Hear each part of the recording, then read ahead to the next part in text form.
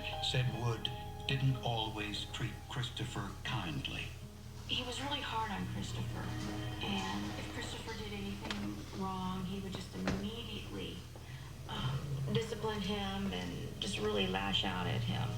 But with Teresa, she was his little girl.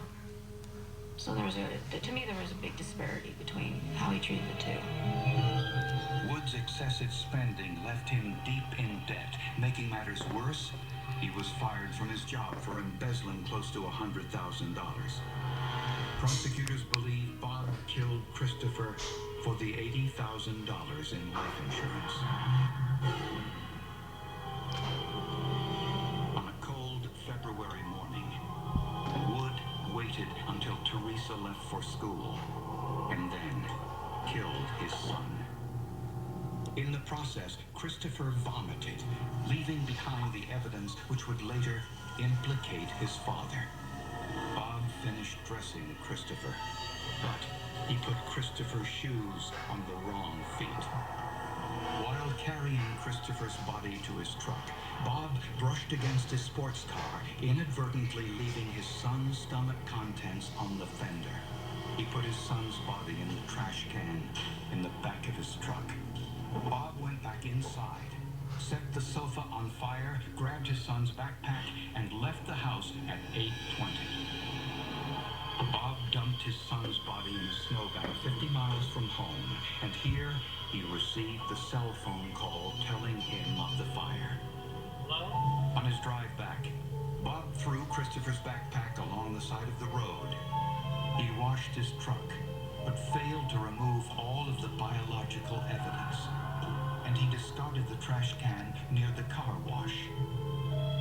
The forensic paint analysis proved the discarded trash can was from Bob's home, and the biological evidence proved Christopher had been inside. Just before Wood was scheduled to go on trial, he hanged himself in his jail cell. The closest Bob Wood ever came to confessing was discovered after he had killed himself.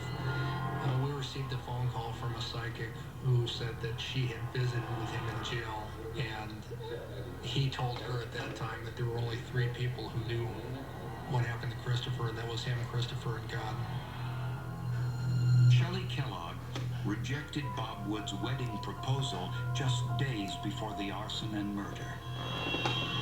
Some in law enforcement believe Shelley may have been the original target, but the breakup prevented it. The cops do believe that if I would have married him, I would have been killed too. I don't know if that's true, it's all speculation. But they believed it would have been much worse. Documents had been missing from my house.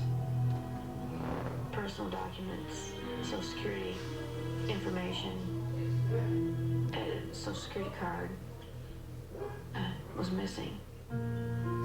Although Wood's suicide precluded the trial, prosecutors believe they would have won a conviction.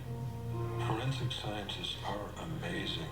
I've been doing this for 20 plus years, and there's always something new that they bring to a case. There's a lot of personal, pleasure involved in helping to solve a crime. Of course, I'm one small piece of a larger puzzle, but in this particular case, I think a lot of the work I did was, very important. Feel pretty good about that.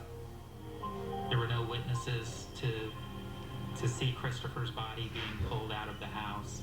There were no witnesses to his body being dumped down an embankment. It was science, basically, that solved this case. And, that's fascinating stuff. It looked like a routine traffic accident until a